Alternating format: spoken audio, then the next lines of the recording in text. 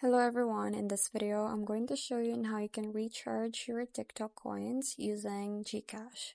So first step is you just have to open your TikTok application and then go to your profile and then tap on more, then tap on get coins. So once you tap on that, you will be redirected to a page where you can select the coins that you want to recharge. So say for example, I'm going to recharge the 30 points. So I'm just going to tap on recharge here.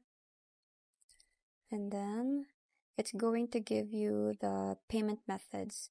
So you just have to select GCash from here.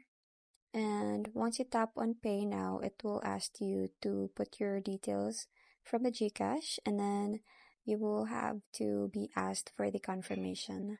So that's pretty much it. I hope you find this video helpful. Thanks for watching, and I'll see you in my next one. Bye!